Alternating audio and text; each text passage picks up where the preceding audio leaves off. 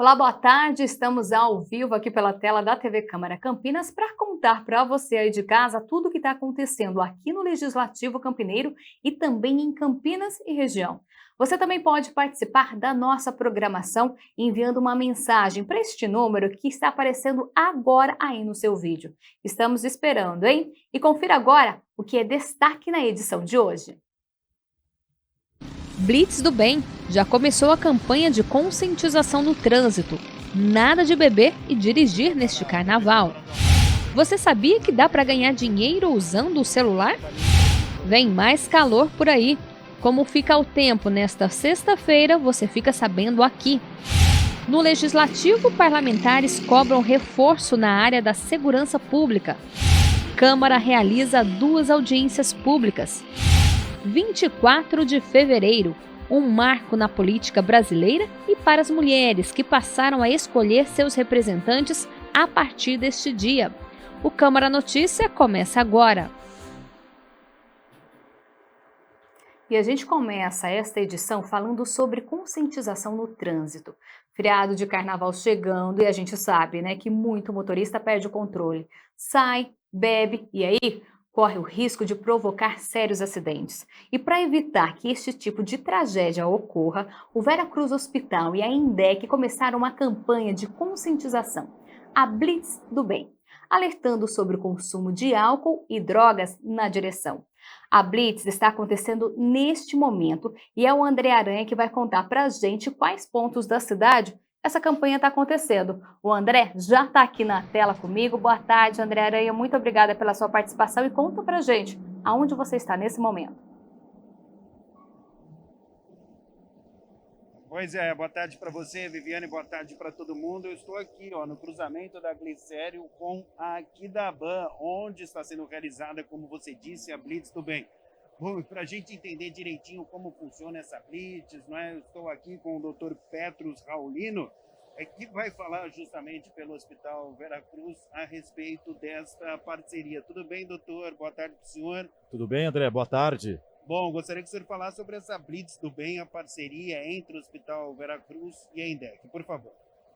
Sim, a Blitz do Bem é uma parceria muito importante para divulgar conhecimento sobre a campanha nacional de combate ao uso de álcool e drogas. Então, o Vera Cruz Hospital, em parceria com a INDEC, tem distribuído informações, compartilhando com o público sobre o uso consciente de álcool e evitar a combinação de uso de álcool com bebida alcoólica e direção sob efeito de intoxicação alcoólica. Bom, essa é certamente uma combinação que não combina, né, doutor? Acho que todo mundo sabe disso, mas nada melhor do que um especialista no assunto para reforçar justamente esse tipo de informação, por favor. Sim, o álcool, ele é uma substância que tem um efeito complexo no cérebro. O álcool, ele interage com vários sistemas de neurotransmissão no cérebro, altera GABA, altera glutamato, altera serotonina, altera dopamina. Esses são nomes de alguns exemplos de neurotransmissores. E, portanto, com o uso de álcool, a capacidade cognitiva, ou seja, a capacidade de concentração, capacidade de ter reflexo, capacidade de tomar decisão, fica lentificada e prejudicada. Então, o uso do álcool realmente aumenta o risco de acidentes de trânsito. Segundo os dados do Estado de São Paulo, o uso de álcool combinado com direção chega a aumentar o risco de morte em 3 vezes. Né? No contexto do nosso município, segundo dados de 2020, cerca de 50% dos óbitos em trânsito foram associados ao uso de álcool. Bom, e até quando que vai ser realizada, essa Blitz? Está me ouvindo, doutora? Sim, sim. Então, essa Blitz ela tem sido uma ação hoje, neste momento, ela está acontecendo. Já foram abordadas cerca de 500 pessoas, pelo menos é o número que nós temos, da equipe da INDEC, junto com a parceria que nós temos feito aqui com o Vera Cruz Hospital. Então, essa Blitz ela é para hoje. Mas a campanha ela deve gerar um resíduo de memória para que as pessoas possam entender a informação de forma responsável. Bom, como que surgiu essa ideia, doutor, de realizar essa parceria entre a INDEC, a gente está vendo muitos funcionários da INDEC aqui, não é, com o Hospital Veracruz. Como surgiu essa ideia? Essa ideia ela parte dos contatos da assessoria de imprensa junto com a equipe de marketing.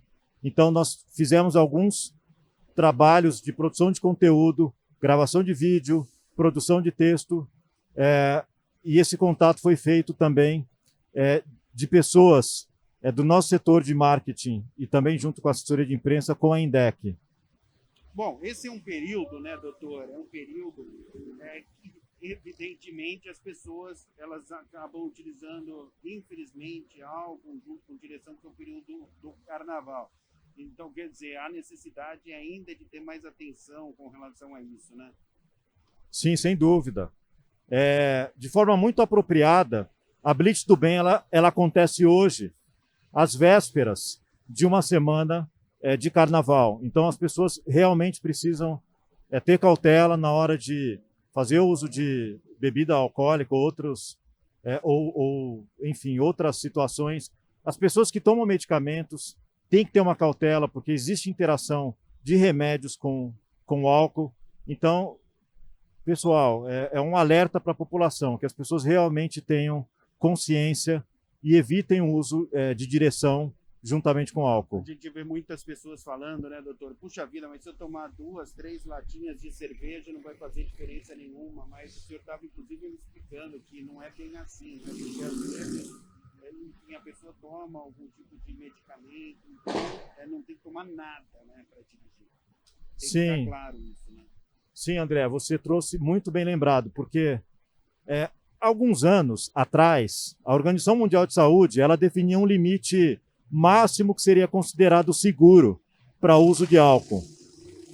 Mas, segundo estudos mais recentes, essa concepção ela tem sido modificada, porque o álcool ele pode ser considerado como neurotóxico em qualquer que seja a dose. Então, mesmo doses pequenas, porque não é só a dose a variável que é importante, mas também as condições de cada organismo. Se a pessoa dormiu melhor ou não dormiu melhor, as condições de metabolização de cada organismo, as condições de uso de outras medicações que possam interagir com o álcool. Então, existem muitas outras variáveis. Então, o álcool, de forma geral, ele deve ser considerado como neurotóxico, ele pode levar a combinações drásticas ligadas à direção, né, e ao trânsito sob influência. Então, de forma geral, o que é considerado a grande mensagem é quanto menos, melhor. E quando se trata de direção, então, aí 0 de uso é o adequado. Bom, isso serve também para droga, né? Droga junto com direção, droga não combina, claro, mas com direção, então, nem se fala, né, doutor? Sim, sim. Existem vários tipos de drogas.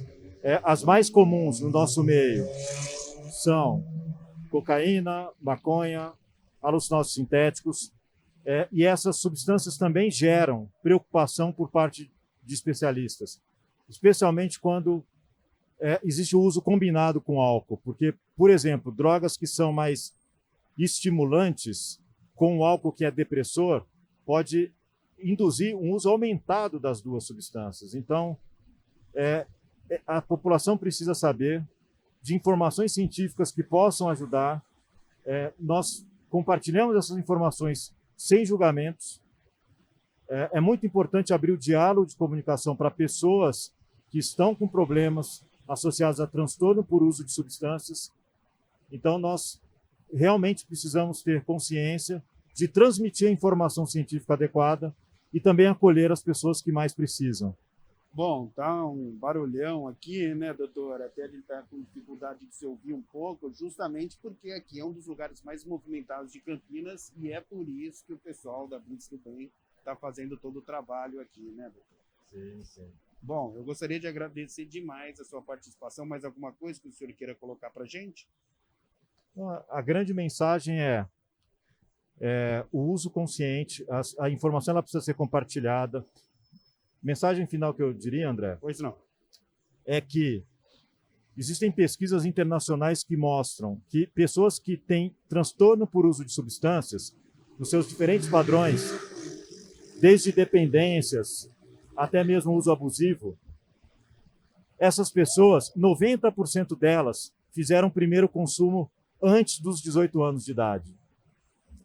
Então, o cérebro humano, quanto mais precocemente exposto a consumo de substância, tende estatisticamente a evoluir com maior facilidade para transtorno por uso de substâncias. Então, nós devemos proteger nossos adolescentes, nossas crianças, para evitar que possam consumir substâncias psicoativas, para poder proporcionar uma proteção e um futuro melhor para essas crianças. Então, os pais precisam ter consciência de serem modelos, de serem exemplos e de transmitirem os sinais e as informações adequadas para os seus filhos. Isso serve para cigarro também, né? Que não tem nada a ver com direção aqui, mas até pegando o embalo, né? Até aproveitando o gancho, como a gente costuma falar, o cigarro também, né? Uma substância que quanto mais cedo você começa, mais complicada a situação fica, né, doutor? Sim, sim. Sem dúvida. É a mesma lógica. Cada substância tem as suas características, mas as substâncias psicoativas ou drogas lícitas, como o cigarro, como o álcool, existe um certo incentivo para uso, incentivo social, mas nós temos que entender que existe uma balança de benefícios versus contras e que essa balança ela precisa ser elucidada, precisa ter consciência dessas informações para que as pessoas possam tomar decisões mais adequadas. Bom, muito obrigado, então, doutor Petros, conversando conosco aqui no Câmara Notícia, lembrando Viviane Novaes, que nós estamos aqui no cruzamento da Glicério com a Aquidaban, onde o pessoal da INDEC está distribuindo panfletos e tudo mais, com informações, conscientizando, evidentemente, os motoristas sobre o carnaval que vem por aí. Eu volto com você. Obrigada, viu, André, pelas suas informações, e fica aí o alerta, né? Direção e bebida alcoólica não combinam. Vai aproveitar aí o carnaval, vai descansar um pouquinho, mas não bebe. Se for beber, não dirija, né? Fica aí essa frase, né, que todo mundo fala.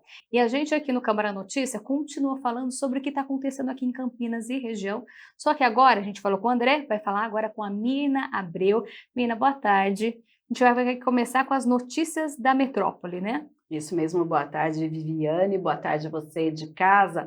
A gente começa atualizando os dados da Covid-19, porque de acordo com o Ministério da Saúde, são 28.484.890 casos, com o registro de 133.563 novos casos nas últimas 24 horas no país. Temos 999 óbitos registrados nas últimas 24 horas, mas é preciso salientar que o sistema está instável, então os números podem estar subnotificados.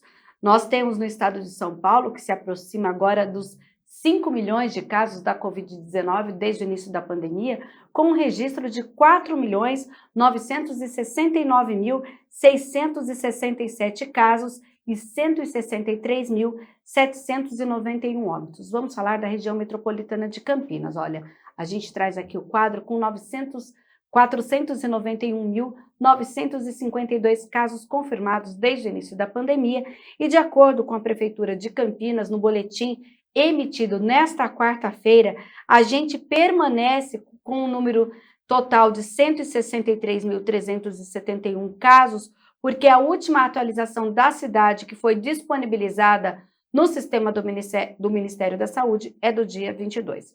Indaiatuba soma 49.508 casos, Sumaré 37.219, Americana 36.393, Hortolândia 30.432 casos da doença, Santa Bárbara do Oeste 29.649, Valinhos 22.638, importante salientar que em Valinhos, inclusive, já anunciou que vai ter barreira sanitária neste final de semana prolongado aí devido ao ponto facultativo do Carnaval. Então, a cidade já está se preparando justamente para tentar minimizar em relação a aglomerações nesse período. Paulínia, 22.001 casos, Itatiba, 20.667. Aí agora a gente vai nos municípios com menos de 20 mil casos da doença aqui na RMC. Vinhedo, depois aparecem as cidades de Cosmópolis, Jaguariúna, Arthur Nogueira, Nova Odessa, Montemor, Pedreira, Santo Antônio de Posse, Engenheiro Coelho, Olambra e Morungaba. Vamos falar das mortes aqui na região metropolitana devido à Covid-19. São 12.069 óbitos confirmados. Lembrando que Campinas não tem um registro justamente pela subnotificação do sistema do Ministério da Saúde. Sumaré, 1.061 óbitos, Americana 941, Santa Bárbara do Oeste 856, Indaiatuba 837, Hortolândia 796, Valinhos 448, Itatiba 347, Paulínia 328. Na sequência temos Nova Odessa com 242 óbitos, Vinhedo 226, Montemor 216, Jaguariúna 204 mortes e na sequência municípios com menos de 200 óbitos devido à Covid. Cosmópolis, Arthur Nogueira, Pedreira, Santo Antônio de Posse, Engenheiro Coelho, Morungaba e Olambra.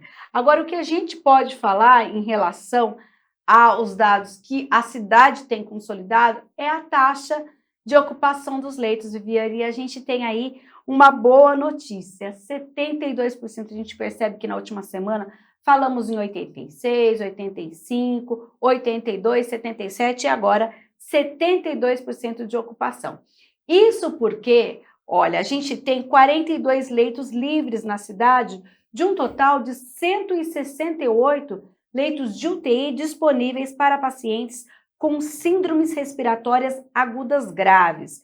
Dos pacientes que estão internados, 90 são adultos com Covid-19 e ainda 122 em leitos de enfermaria.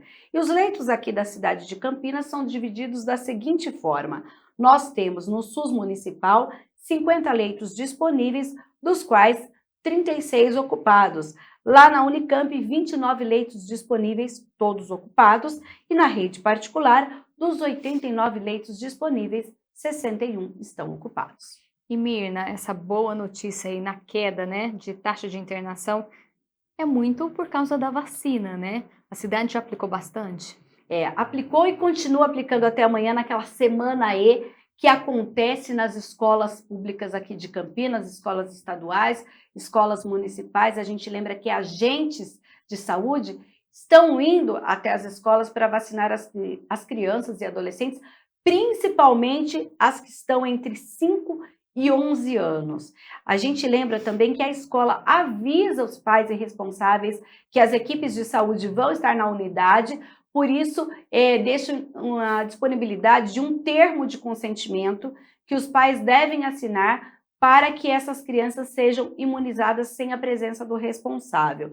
Você também pode, inclusive, agendar a vacinação. A gente lembra que agora foi aberta o agendamento para dose adicional para adolescentes que têm algum problema de saúde. Então, entra lá no vacina.campinas.sp.gov.br ou agende pelo telefone 160 a dose adicional. No site você entra lá no público, de acordo com a idade, com a situação. Os adultos também que ainda não se vacinaram podem entrar no site para o agendamento.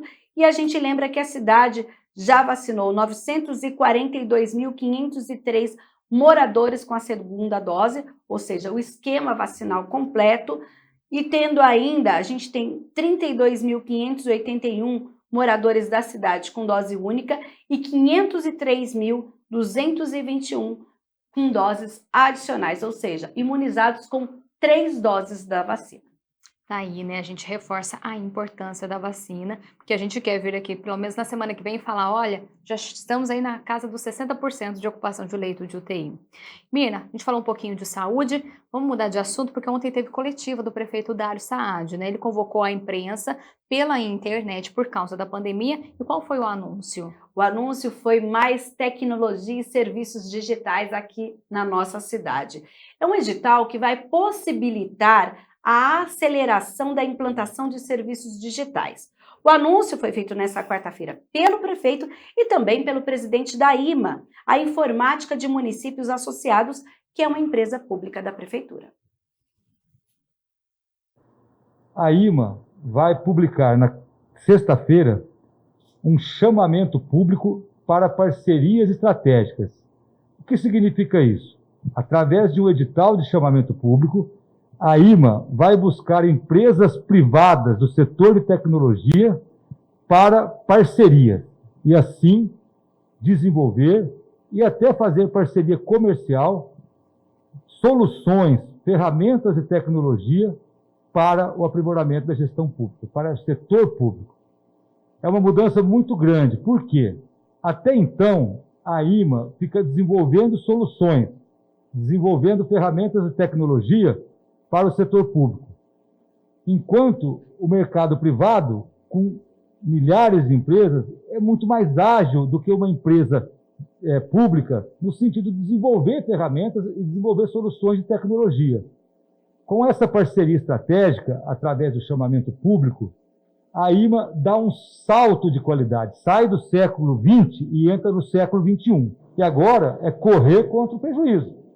Agora é fazer parceria, certamente, como o presidente Elias mostrou, com transparência, parceria com interesse público, mas colocar a IMA como uma empresa pública, mas que tem tecnologia de ponta, tem soluções de tecnologia de ponta para servir o município de Campinas, para fazer contrato com o município e para vender para fora, para outros órgãos, para outras cidades, que é isso que a gente quer.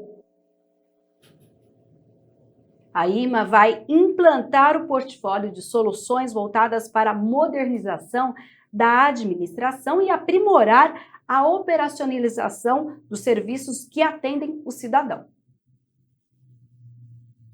Agora a gente vai ter, através dos parceiros, a gente vai ter condições de estar discutindo as grandes tecnologias, a gente vai ter condições de estar discutindo de igual para igual, não só dentro do setor público, mas a gente vai ter a possibilidade de acelerar, a gente vai ter a possibilidade de estar muito à frente.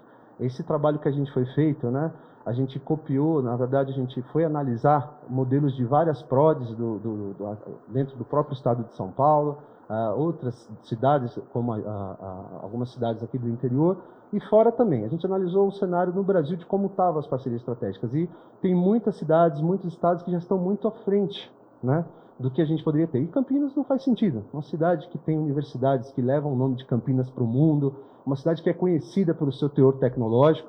Então, a partir de agora, a gente tem a possibilidade, né, a partir de amanhã, com esse chamamento, dessas empresas, desses parceiros, terem a possibilidade de estar conosco juntamente com isso. O chamamento ele é amplo. A gente vai aceitar startups, vereador, até as grandes empresas que tenham interesse em, eventualmente, desenvolver com a IMA, e são produtos 100% IMA. Tá? Eu acho que isso é muito legal a gente deixar claro, que não é que a gente vai ser aí, como alguns termos usam, né, barriga de algodão, não existe isso.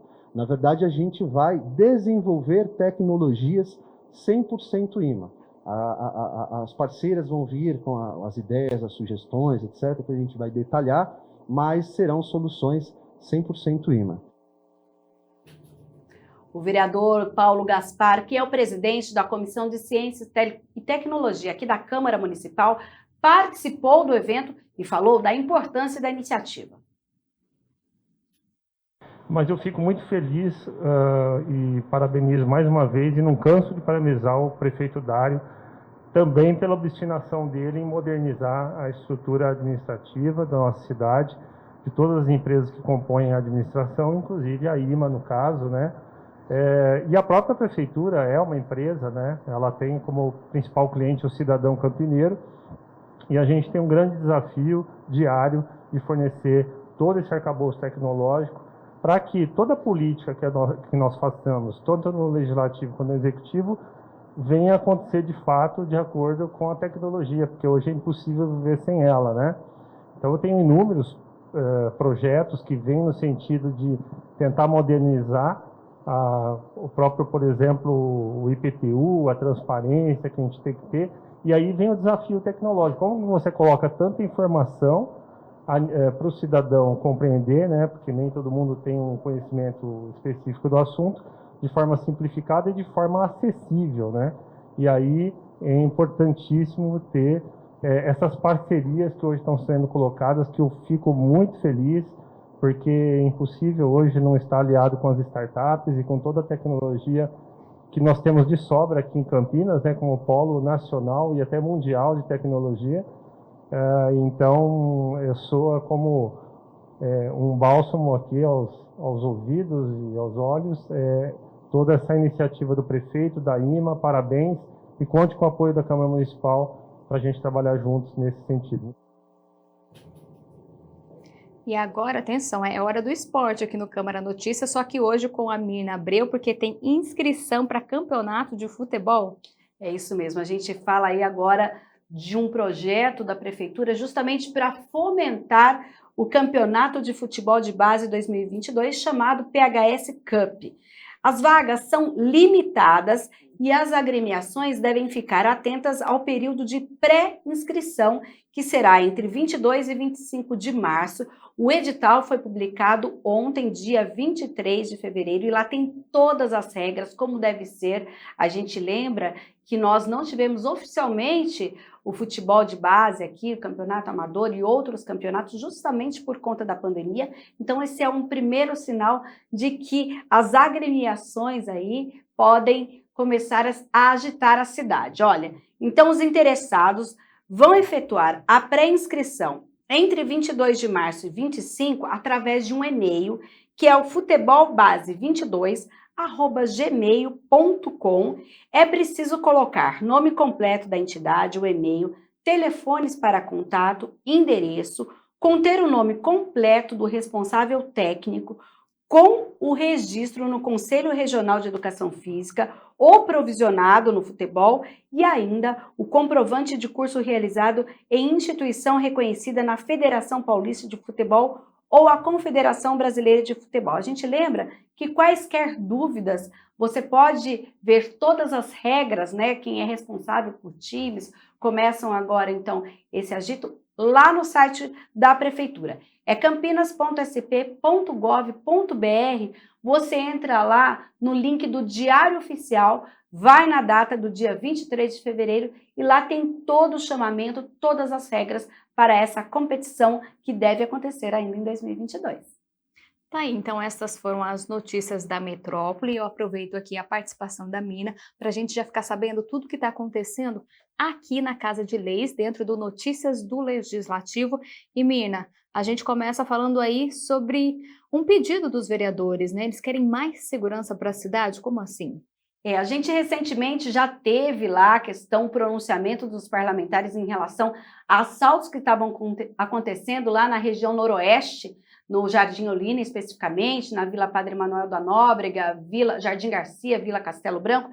E agora os vereadores se pronunciam sobre a questão do Ouro Verde, porque na última segunda-feira, um grupo de 5 adolescentes que conversava na rua Laércio Leite de Godoy, no DIC 5, foi assaltado. Uma câmera de segurança flagrou o momento em que os garotos foram abordados e depois eles saem correndo. A gente lembra que ali teve o assalto de celulares, inclusive, e nesta quarta-feira, durante a 7ª reunião extraordinária, os vereadores falaram sobre isso, até porque 3 escolas de Campinas foram alvos de ameaças de chacina. Então, eles falaram pedindo mais segurança, em especial lá para o distrito do Ouro Verde. Eu acabei de fazer aqui no gabinete 2 ofícios, um para a Guarda Municipal, outro para a Polícia Militar, solicitando mais rondas nas entradas e saídas das escolas do Distrito Ouro Verde. Vamos sim combater de frente esses vagabundos, que é o mínimo que eles merecem serem chamados de vagabundos, por estarem roubando os nossos trabalhadores, os idosos, as idosas, nos pontos de ônibus, e agora as nossas crianças nas portas das escolas. Eu também recebi inúmeras denúncias de assaltos nas escolas. E vou além, os assaltos não estão ocorrendo só na porta das escolas. Eles estão ocorrendo também dentro das escolas, como ocorreu na escola Milton Pimenta Neves. É uma escola estadual, onde eu tive a oportunidade de realizar a palestra de prevenção de drogas. E recebi essa denúncia agora um rapaz dentro do banheiro, entrou na escola, ficou dentro do banheiro e assim assaltando as crianças.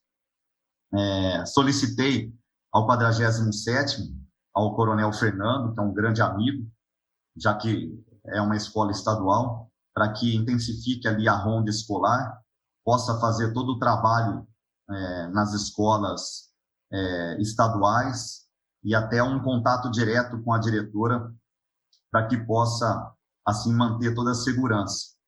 E dar um recado, né, para esses governantes, tanto o prefeito quanto o governador, que estão fazendo das escolas verdadeiros postinhos de saúde, entregando certificado de coragem para as crianças, em vez de entregar um certificado de constrangimento, que eles valorizem os professores, que eles valorizem as merendeiras, que eles valorizem a segurança dessas famílias, dessas crianças que estão nessas escolas. Nós estamos passando um sufoco terrível. Esse dia eu estava na reunião do partido, online da minha casa, e assaltaram o vizinho de frente à minha casa. Quer dizer, a coisa está tomando um rumo e nós temos que ter todo o apoio da Polícia Militar, como da Guarda também, para botar o pessoal na rua para coibir isso daí, porque está realmente tendo um vulto enorme de assaltos e coisas desse tipo. Então, eu peço ao Major Jaime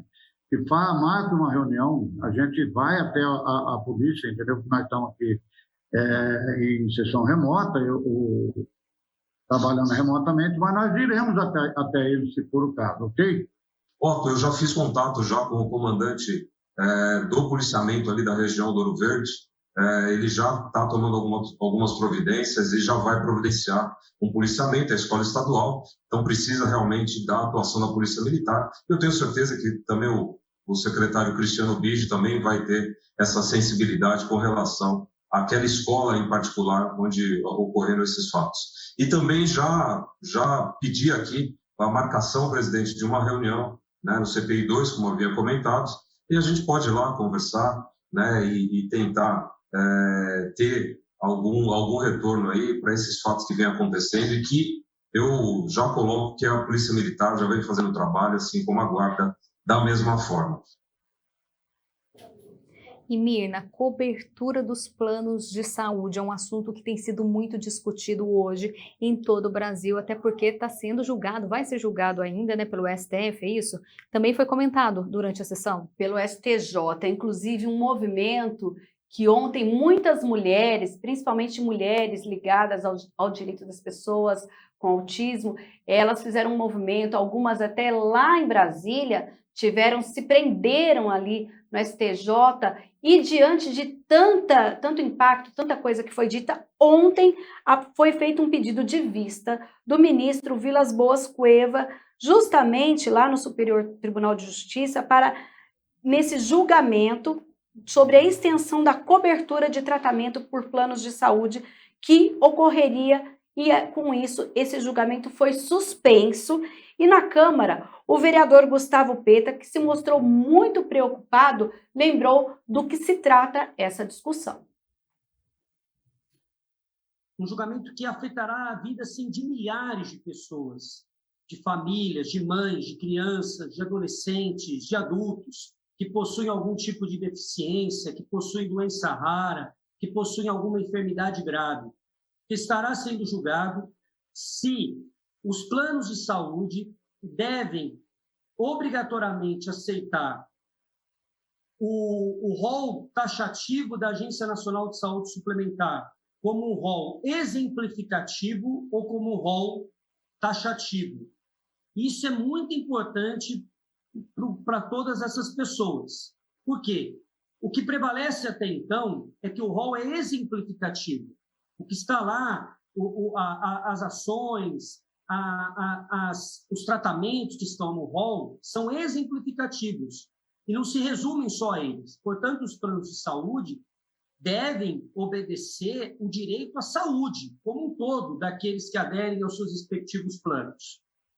O que está sendo julgado e que pode haver uma modificação que seria um grande retrocesso é que os planos de saúde passariam a ser obrigados a dar o tratamento às pessoas somente daquilo que está no rol, que é atualizado somente de 2 em 2 anos, e que a gente sabe o peso que tem os planos de saúde privados na elaboração do que vai para esse documento da ANS. Os ministros da segunda sessão do STJ debatem esse tema desde setembro do ano passado. E antes da suspensão do julgamento, 2 ministros tinham votado, um a favor da lista exemplificativa e outro a favor da taxativa. E Mirna, ontem, né, quem acompanha aqui a programação, aconteceu mais uma reunião extraordinária. Diversos projetos estavam na pauta do dia e teve um que foi votado de forma definitiva do vereador Fernando Mendes. Quando a gente fala em forma definitiva, é aquela votação que a gente chama do mérito em segunda discussão, e quando esse projeto é aprovado, ele segue para a sanção do prefeito. Na verdade, esse projeto ele foi discutido ano passado, agora voltou à pauta e institui em Campinas o programa de prevenção ao câncer de pele chamada Sol Amigos de Todo. O autor explica que o objetivo é alertar a população sobre os fatores de risco para desenvolver o câncer de pele, principalmente o melanoma, e informar sobre a prevenção e o diagnóstico precoce da doença. Ele justificou a retirada de alguns itens que estavam previstos inicialmente na matéria.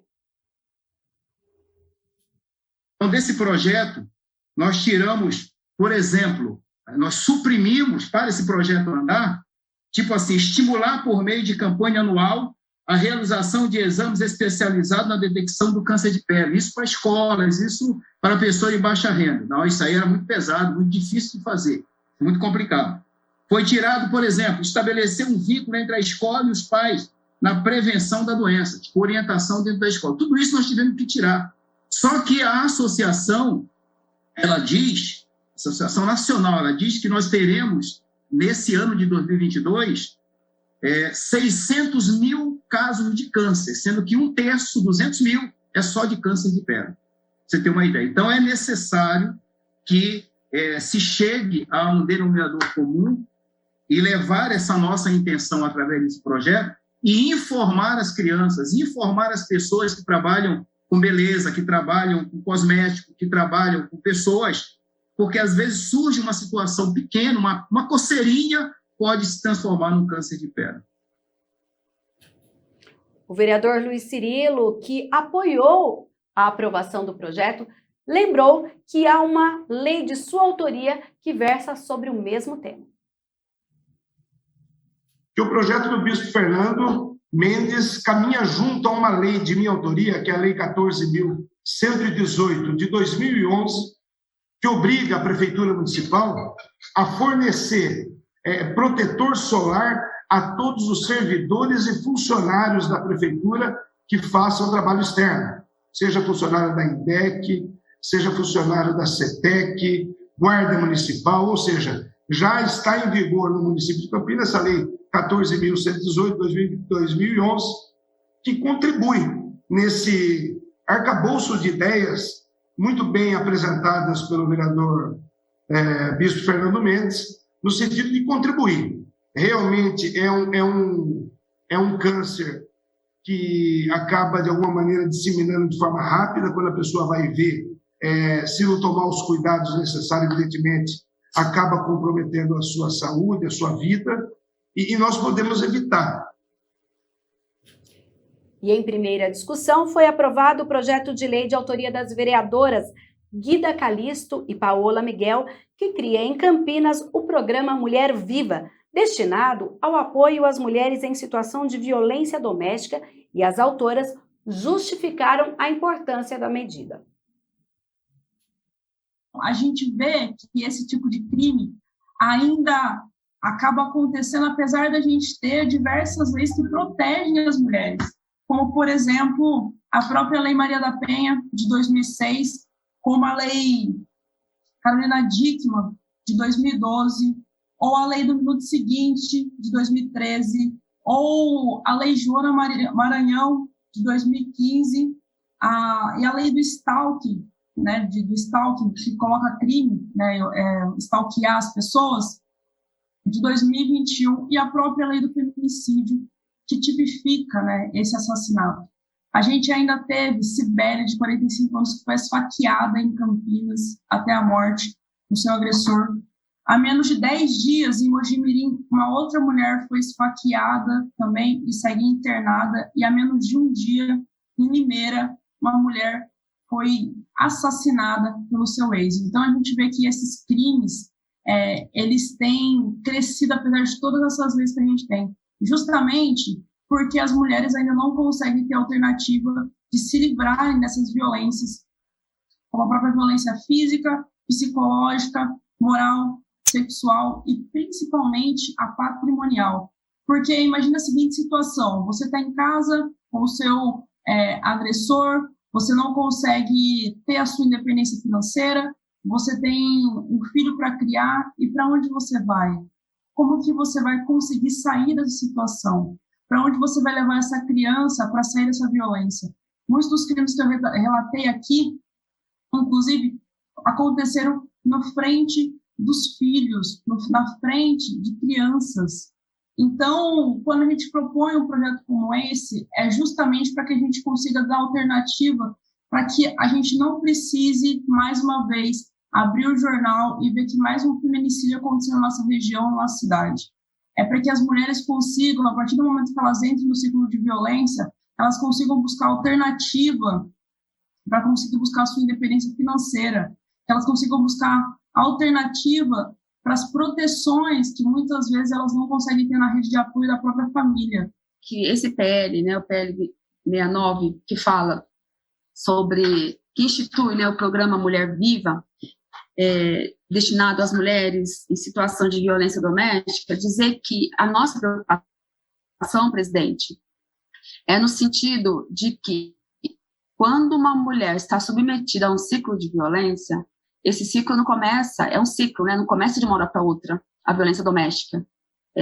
Na relação doméstica, ali já tem ali apontamentos que existe uma relação agressiva, que existe, muitas vezes, o agressor ali dentro do ambiente da casa, do ambiente doméstico. Então, quando a gente tem um projeto como esse, é um projeto que fortalece as mulheres a romper com esse ciclo.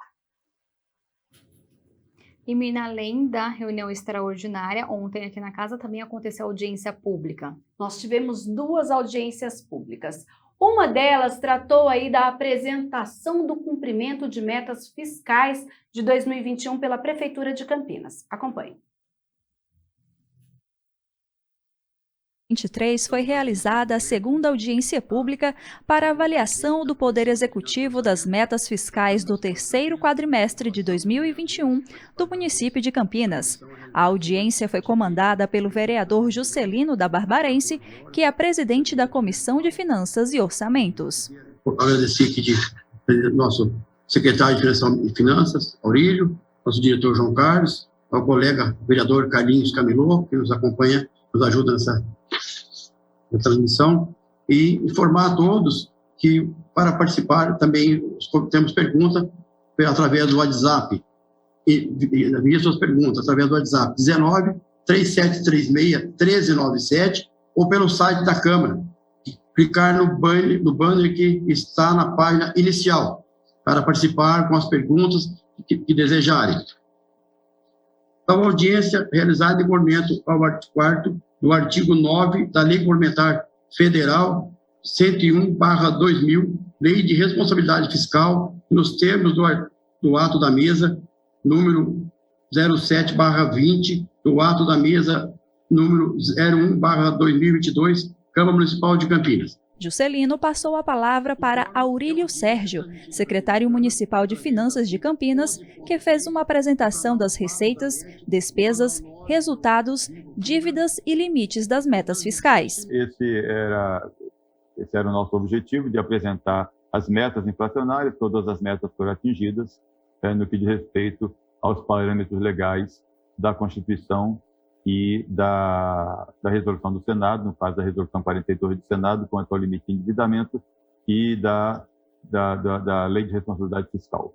Muito obrigado, presidente. Muito obrigado, vereadores. O vereador Cecílio Santos, que também participou da audiência, aproveitou o momento para esclarecer algumas dúvidas. Em relação a estes restos a pagar, secretário, se eu pudesse explicitar quais são os maiores contratos, assim, estratificar um pouco mais, por gentileza. E a outra questão é em relação ao Sistema Único de Saúde. Claro que a gente teve, em relação à Covid, no primeiro ano, teve um repasse maior, não é? E depois caiu. Eu queria entender se, de fato, é em relação a esses recursos destinados para a Covid, ou também tem aí caiu, né, os repasses específicos do Sistema Único de Saúde pelo governo federal. Quanto ao limite a pagar, via de regra, o maior volume a pagar é da educação. Por conta da pandemia, muitas notas e produtos foram entregues com atrasos. Então, muitas das compras que foram feitas no ano passado, 2021, elas só foram entregues, portanto, a nota, o empenho só foi liquidado e pago em 2022, agora em janeiro. Então, em função disso, que a gente teve que passa esse volume grande, considerável, de restos a pagar. A outra pergunta sobre o SUS, esse ano, ano passado houve a transferência de recursos, em 2020, né, houve a transferência de recursos específicos para combate à Covid, e em 2021, desculpe, não houve nenhuma transferência específica para a Covid especial, né? O que o governo federal fez foi fazer um credenciamento de leitos SUS no conjunto de recursos SUS, quando havia ampliação, e depois de solicitar o credenciamento, depois de vários meses de análise, eles credenciavam aquele leito. Mas a grande redução é justificada principalmente por isso. E a gente teve também uma audiência pública que tratou de um projeto que tramita aqui na casa. É a prorrogação dos alvarás afetados pela pandemia da Covid-19, que esses estabelecimentos possam aí ter essa prorrogação, mas os detalhes eu conto amanhã. E lembrando o pessoal de casa que, se quiser rever a reunião extraordinária e também as audiências públicas, está lá disponível no YouTube da TV Câmara Campinas. Essas, então, foram as notícias do Legislativo desta quinta-feira. Mina, muito obrigada pela sua participação. A gente espera amanhã ao vivo. Até amanhã. E ó, o Câmara Notícia não termina aqui não, viu? A gente vai agora para um rápido intervalo, porque no próximo bloco tem muito mais. Confere aí.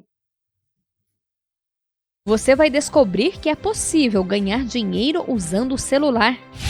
90 anos do voto feminino é tema de reportagem especial. Não saia daí, voltamos já já.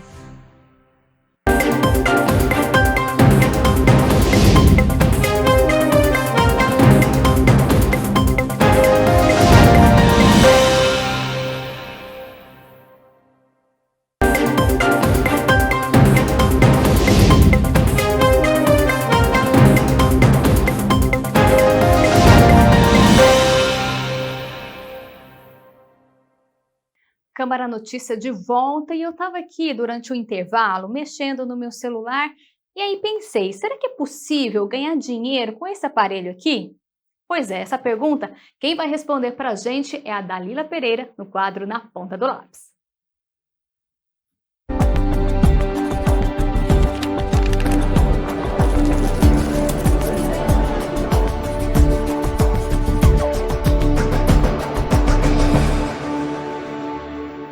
Olá, você aí de casa! Sabia que os aplicativos de celular estão cada vez mais presentes no dia a dia? Claro que você sabe, provavelmente você está assistindo aqui a TV Câmara Campinas e está aí mexendo no celular, em algum aplicativo, mas sabia que dá para ganhar dinheiro com isso? É sobre isso que o Na Ponta do Lápis de hoje vai falar com o nosso convidado Rogério Saltes, educador financeiro. Rogério, seja bem-vindo, muito obrigado por sua presença, mesmo que virtual aqui. Bom dia, olá a todos, né? Obrigado pela oportunidade da Lila, TV Câmara, e espero poder contribuir aqui com as informações dentro desse tema que a gente vai abordar. Rogério, que história é essa que dá para ganhar dinheiro com aplicativos no celular? Isso é possível? Então, eu acho que é um tema excelente da Lila que vocês levantaram. Aliás, parabéns aí pelo excelente trabalho que a TV Câmara tem feito, né? E buscar temas que impactem diretamente as pessoas, principalmente no sentido de ambiental, tá? Eu, como planejador financeiro, experiência aí, 36 anos no mercado financeiro, em vários níveis, presenciei toda essa transição do mercado, chegando hoje essa questão de tecnologia. Tá? Como é que a gente tem que encarar a tecnologia? Um facilitador para o nosso dia a dia, de burocratizar, fazer as conexões de forma correta e otimizada, né? Então, assim, a pergunta objetiva é que se é possível ganhar dinheiro por um aplicativo, aí a gente tem que separar um pouco aí a questão dos aplicativos por segmento.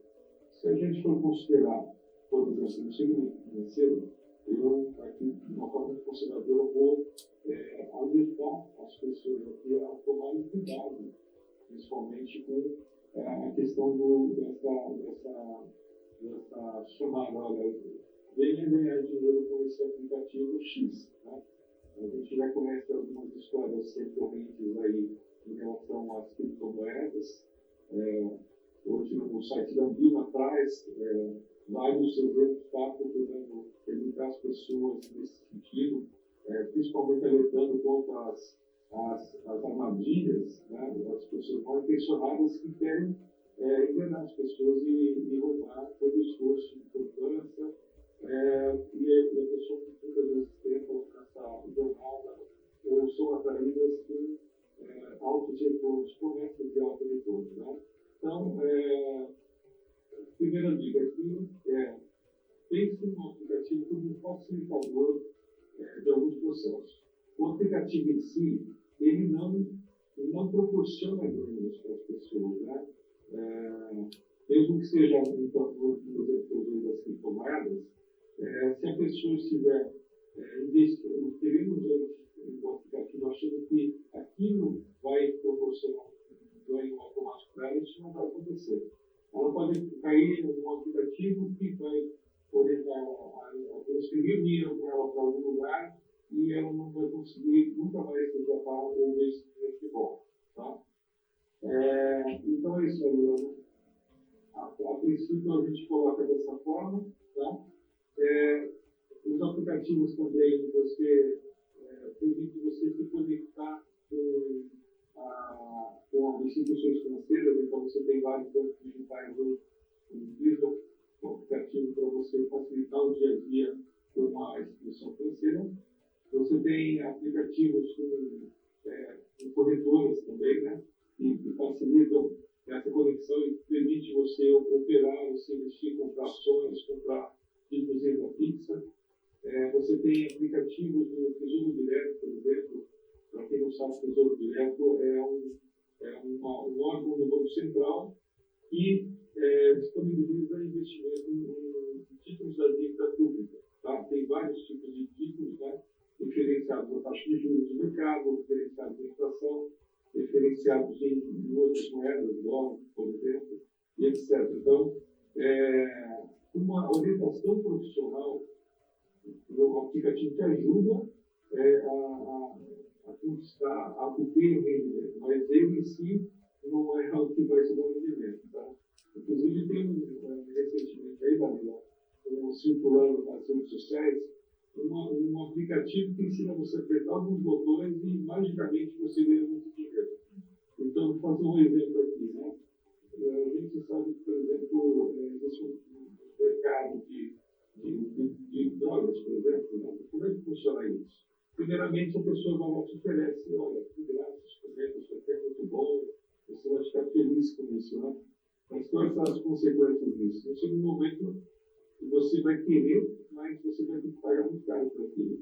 E principalmente a consequência para o ser humano, fisicamente, que aquela dependência destrói a saúde dela e pode levar à morte.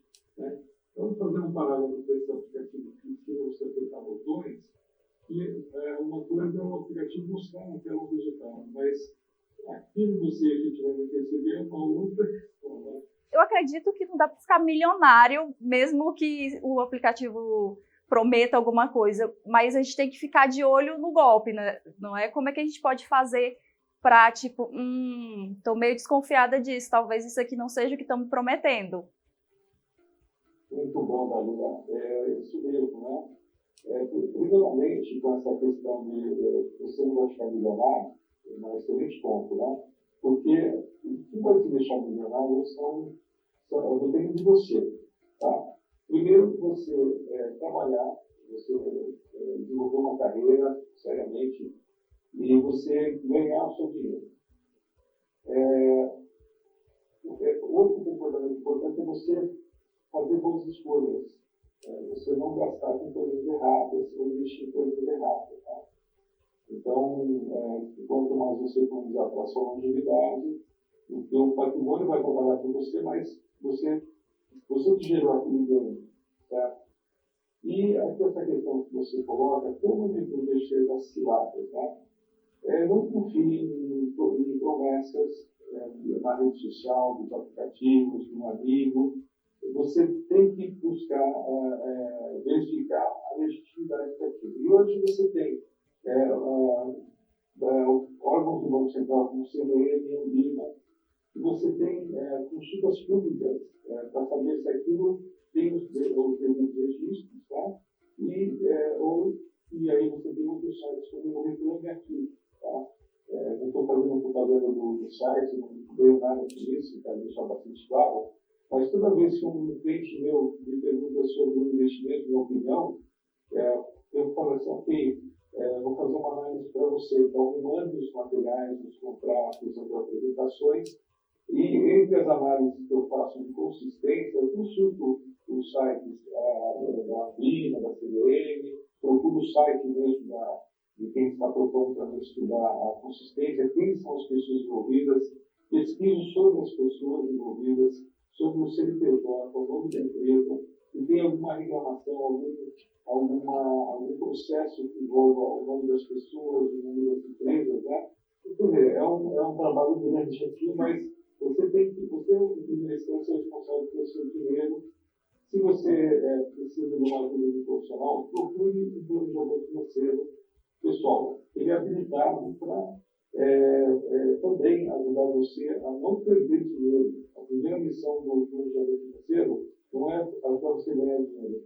É você não perder dinheiro, você cuidar bem do seu dinheiro e possivelmente você buscar estratégias que te ajudem a alcançar mais rapidamente o seu objetivo e a liberdade financeira. A gente tem que estar sempre atento, né? Principalmente com coisas na internet.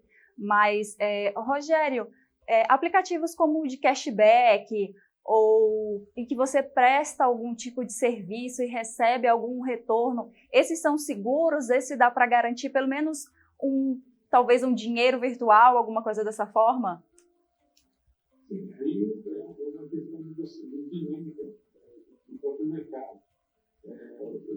No caso do cashback, na verdade, a empresa cashback, ela tem interesse em fomentar tanto os fornecedores de serviços e produtos, quanto quem demanda de serviços e produtos. Então, aproximar essas duas partes.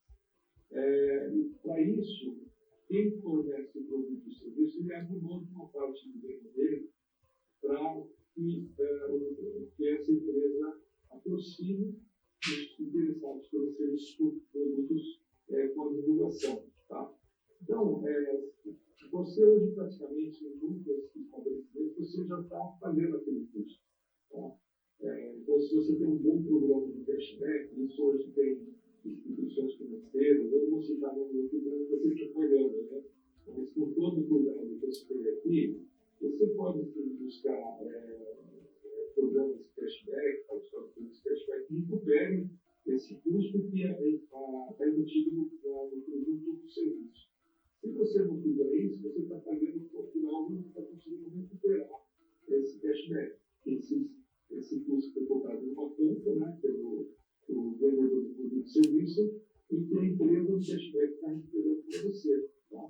Então, é uma forma de poupança também, é uma forma de você reduzir custo, de você utilizar o fluxo do orçamento, né?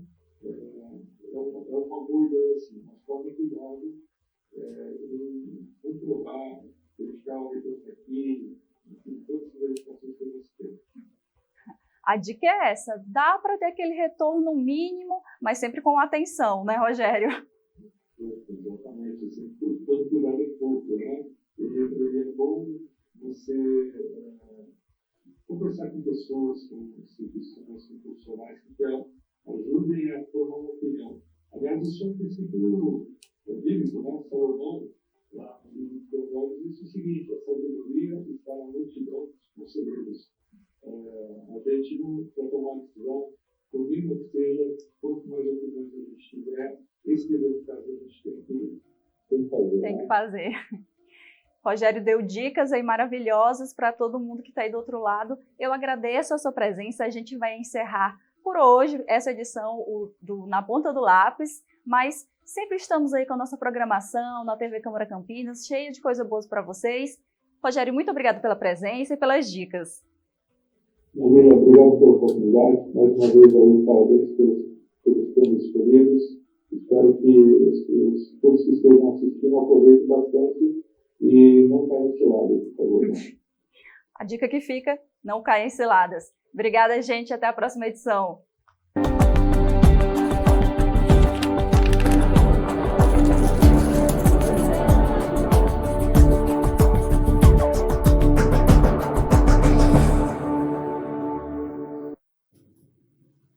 Final de semana chegando, hora de saber então como fica o tempo para essa sexta-feira.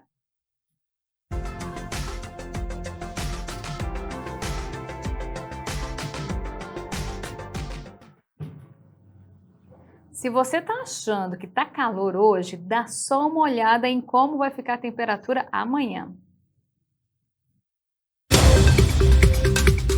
A partir de sexta-feira, a nebulosidade no período da tarde será menor e as chances de chuva são praticamente nulas, o que favorece a persistência de temperaturas elevadas e a baixa umidade relativa do ar, com valores mínimos entre 30% e 40% nos períodos da tarde.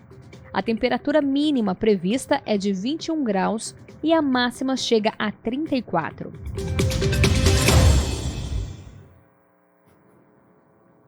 Mais de 77 milhões de brasileiras devem votar nas eleições de outubro. Mas você sabia que nem sempre foi assim? As mulheres passaram a escolher seus representantes no dia 24 de fevereiro de 1932, quando o voto feminino foi então instituído no Brasil. Um marco na luta das mulheres por igualdade de direitos com os homens e que hoje completa 90 anos. Mas que, infelizmente, não representa o crescimento da participação da mulher em cargos eletivos. Brasil de 1932. Um novo Código Eleitoral entra em vigor, determinado em decreto durante o governo provisório do ex-presidente Getúlio Vargas, permitindo como eleitor o cidadão maior de 21 anos, sem distinção de sexo. Era o início dos direitos políticos das mulheres, mas somente podiam exercer essa conquista as casadas, desde que tivessem autorização dos maridos, enquanto as viúvas e solteiras só poderiam tirar o título eleitoral se comprovassem autonomia financeira. Era o primeiro resultado do movimento sufragista, que lutou pela participação ativa das mulheres na política, concedendo a elas o direito de votarem e de serem votadas, iniciado nos Estados Unidos e na Inglaterra. O Brasil tinha sido, até 1889, um império, onde o voto era censitário, onde, digamos assim, a espinha dorsal do império era o patriarcado escravista, e aí, finalmente, em 1889, proclama-se a República, claro, com uma série de contradições, mas, ao mesmo tempo, há ali uma brecha para que se reivindique uma expansão de direitos. Nessa República Liberal excludente, mas havia ali toda uma participação, inclusive reivindicações, petições, demandas na Constituinte de 1891, que é a nossa primeira Constituição republicana, para que houvesse a possibilidade do voto feminino. Então, uma série de mulheres, estudantes, por exemplo, do Largo de São Francisco, que hoje é a USP, né, fazem alistamento eleitoral e esperam os juízes deferirem ou indeferirem suas petições. Então, elas estavam ali já. Alguns poucos deputados e senadores constituintes aceitam ali alguns pedidos para reivindicar um projeto de lei que pudesse permitir o voto feminino. Em 1910, a Leolinda Daltro, que era uma baiana que vai para o Rio de Janeiro depois, fazia um trabalho de alfabetização indígena, era uma figuraça. Ela começa a perceber que, quando ela vai apresentar os seus trabalhos científicos, intelectuais, nos congressos, ela não é aceita. Ela ouve as coisas, digamos, de sempre. Ela é uma mulher, o que ela está fazendo naquele recinto? Qual é o seu papel de gênero? E aí a Leolinda começa a pensar o seguinte: bom, peraí, eu tenho que ter acesso aos meus direitos mais básicos igual a qualquer outro homem. E aí começa a, inclusive, fundar uma associação que vira um partido, que é o Partido Republicano Feminino. Além de Leolinda Figueiredo Daltro, nomes como de Celina Guimarães Viana, a primeira mulher que teve o registro eleitoral registrado no Rio Grande do Norte, estado que estabeleceu em 1928 que não haveria distinção de sexo para o exercício do voto, Berta Lutz, bióloga, filha de Adolf Lutz, que, entre outras ações, organizou o primeiro Congresso Feminista do Brasil e criou a Liga Eleitoral Independente. A médica Carlota Pereira de Queiroz, única mulher eleita em maio de 1933 à Assembleia Nacional Constituinte na legenda da Chapa Única por São Paulo, e muitas outras que vieram nesta luta de aceitação da mulher na política. A primeira questão é, para pensar essa história do voto feminino, ou do sufrágio, das sufragistas, é preciso pensar que o feminismo é um campo de disputas, e ele tem internamente disputas as mais variadas, algumas mais reformistas e algumas mais revolucionárias. Quando ela sai do seu papel, digamos assim, que lhe foi atribuído por conta de uma estrutura patriarcal, todo mundo grita e fala: é aí o seu lugar? Não é? Evidentemente que esse lugar é dela e o lugar que ela quiser estar, deveria ser pelo menos, mas o fato é que sempre houve uma reação muito profunda. O historiador afirma que o que está arraigado é o conceito patriarcal de que o lugar da mulher é cuidar do trabalho doméstico. Essa moralidade, digamos assim, que a espinha dorsal dela é um trabalho doméstico não remunerado. Essa é a chave. Talvez esse seja o grande segredo, digamos assim, um dos grandes segredos do patriarcado dominando ainda a vida das mulheres, para a gente pensar até hoje que, apesar de todas as leis, e de toda a luta e de toda a inclusão, elas ainda são vistas, no imaginário geral, como cidadãs de segunda classe. 90 anos depois do direito ao voto feminino, as mulheres representam 53% do eleitorado brasileiro. São 77.800.000 registradas na Justiça Eleitoral aptas a votar. Mas isto não significa a participação da mulher na mesma proporção em cargos eletivos.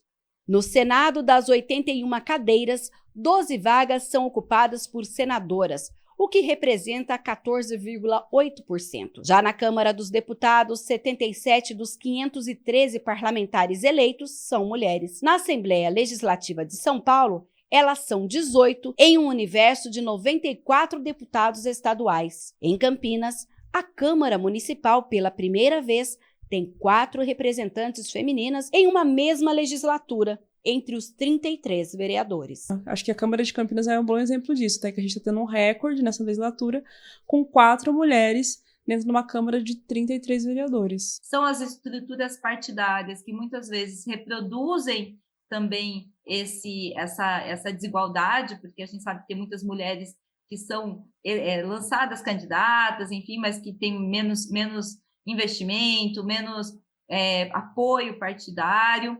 Então, a gente sabe que é ainda muito que conquistar, mas eu acho que é super importante a gente saudar os 90 anos da conquista do voto feminino, entendendo como a conquista, como um passo que abre caminhos para um caminho longo aí de luta pela autonomia, independência e pela melhoria da vida das mulheres. Precisamos ter mulheres, né, ocupando espaços na política, no judiciário, em todos os campos, para que a gente tenha um olhar feminino, né? Que olha como mãe, como esposa, como trabalhadora, porque só nós sabemos as dificuldades que nós enfrentamos. Os homens não sabem, né? A gente tem visto, no último período, muitas mulheres relatando aí todo um processo de violência política. A gente estava analisando, eu tive acesso a uns dados que foram divulgados pelo um estudo, né, do Instituto Marielle Franco, que fala que de 142 mulheres entrevistadas que ocupam espaços em parlamento, mais de 70 relataram ter sofrido algum processo de violência. E isso, Mirna, está muito localizado nas mulheres negras. Você vê cada vez mais denúncias que chegam para nós de mulheres negras que ocupam os espaços nos parlamentos, serem vítimas de violência, ou do ponto de vista de desqualificá-las nas suas intervenções, ou desqualificar os seus projetos. Com cota de 30% para candidaturas femininas e também dos recursos do fundo partidário para as candidatas, ainda há um grande caminho para que as mulheres, além de serem maioria nas urnas, também sejam nos parlamentos. Um avanço que passa por muitos desafios. Só avançou por conta da cota obrigatória, né? Porque antigamente as mulheres não conseguiam nem legenda para participar da política. Hoje tem que ter a cota obrigatória e isso ajudou. Acho que a cota ainda é pequena, deveria ser pelo menos 50%, inclusive deveriam ser 50% das cadeiras no legislativo, né? Eu acho que deveriam ser ocupadas pelas mulheres, meio a meio, né? A dificuldade é enorme, né? A dificuldade é enorme. Só nós, mulheres, principalmente na política, sabemos o quanto é difícil. Primeiro, chegar lá, né? Você fazer uma campanha, você colocar o seu nome, né? Sem falar do que é você colocar o seu nome na política, né? Nós, mulheres, temos muito... A gente se importa muito com isso, com o nosso nome, com o que vão falar. E é muito difícil mesmo. Como a gente entende, entende, né, que esse processo de luta ainda do voto feminino, nesse contexto maior da luta, da participação da mulher nas instituições, ele ainda permanece.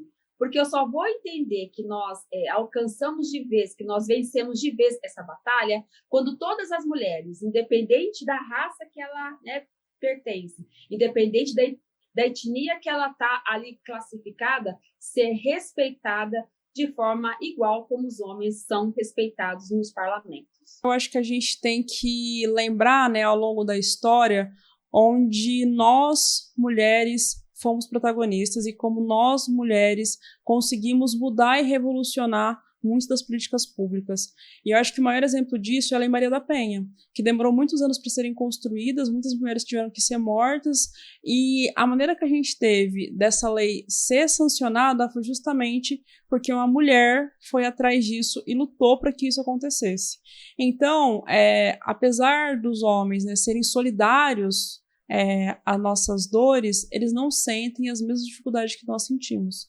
Então, a gente precisa lembrar que quando a gente fala de representatividade, quando a gente fala desse voto feminino, esse voto feminista, é justamente para que a gente consiga representar politicamente essa sociedade que é tão ampla.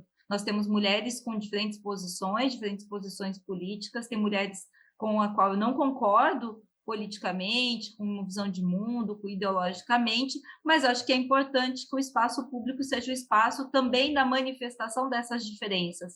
Se os homens têm diferenças entre si, nós mulheres também precisamos estar nos espaços de representação política, conquistar esses espaços para que a gente possa também apresentar as nossas diferentes visões de mundo. Faz parte de uma luta coletiva e secular, é preciso continuar. Só existem transformações e leis que hoje incluem porque houve luta, as mulheres lutaram, derramaram seu sangue, foram presas, fizeram greve de fome, foram violentadas, ou seja, essa luta só está começando em termos históricos, porque é extremamente recente.